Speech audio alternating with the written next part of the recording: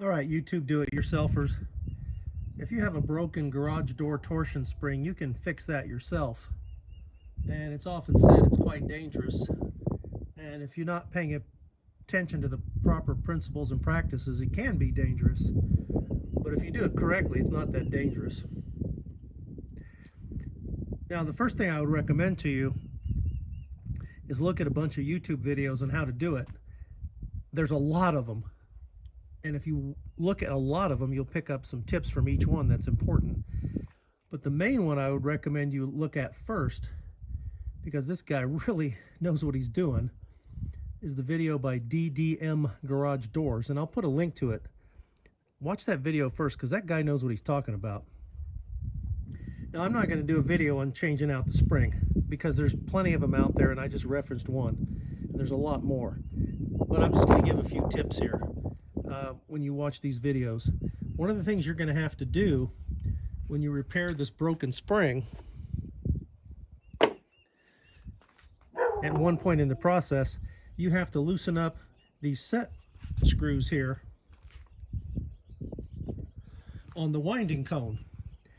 And you can open or loosen those set screws several different ways. You can use an open end wrench.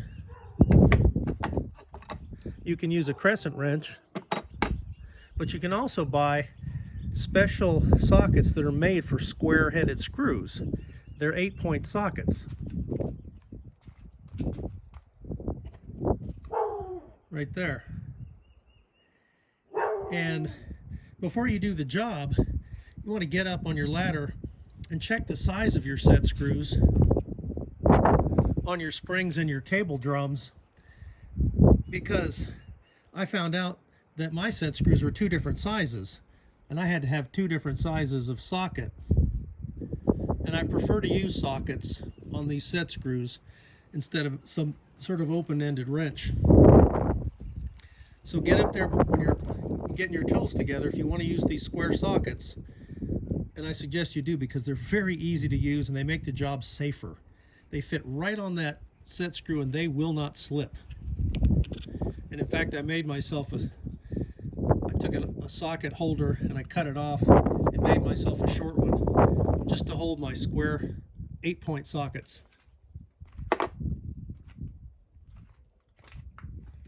But you can see that fits on there.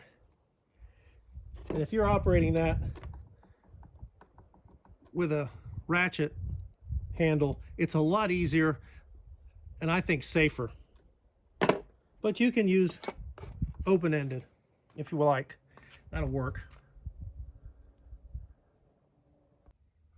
All right, here's the cable drum. And at one point in the process, you're going to loosen these set screws. And as I said, it just so happened on my job, they weren't the same size as the ones on the spring. So before you do the job, get up and check the set screw size on the cable drum, and then over on your winding cone there, you can see those marked in red. Those are the square-headed set screws. Now, if you get up to do this and you got a broken spring and you want to measure the size of these set screws, measure them on the side. If you have 2 springs, actually it doesn't matter. If you measure these with a wrench, don't turn them. Just set the wrench on there to get the size, but don't under any circumstances put any twisting motion on those set screws when you're trying to measure them.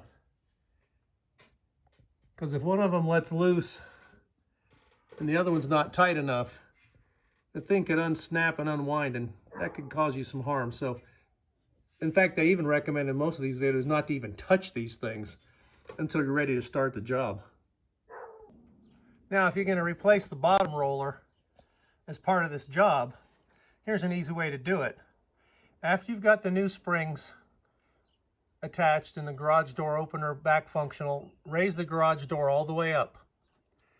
Then come over here to this junction and release these bottom bolts, and also go down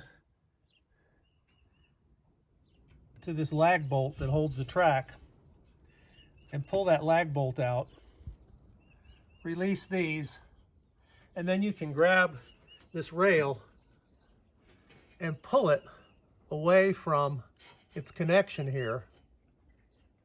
Then you can just gently lower the garage door till the roller is right in this position and pull it out and change it.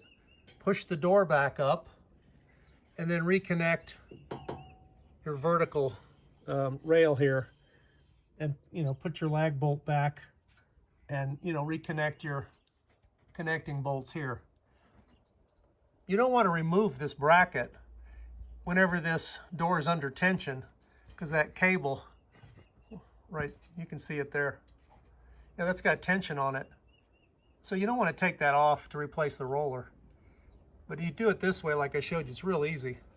Now for the other rollers, when I had the door in the down position, I just undid the brackets altogether, pulled them off. It hardly takes any time at all if you're using a drill or a impact gun. It's really fast and easy to pull those brackets off. The other method you'll see people show in their videos is they come down here and put a pair of vice grips on this channel and bend it out so they can pull the rollers out. But I didn't want to bend my track, so it's super fast and easy to change these other rollers out by just taking them off. Take the whole bracket off, the whole hinge plate off, put the new roller, put them back on. It just takes literally less than a minute per hinge bracket. But that bracket there, you don't want to take that one off. The only way you'd want to do that if you could somehow get the door all the way up or part way up, but not with any tension on the spring. Like somehow you pulled the door up and put a block. But don't worry about that. Just do it how I told you. Put the tension on the spring, take this apart right here. You can change that roller out right quick. It's real easy.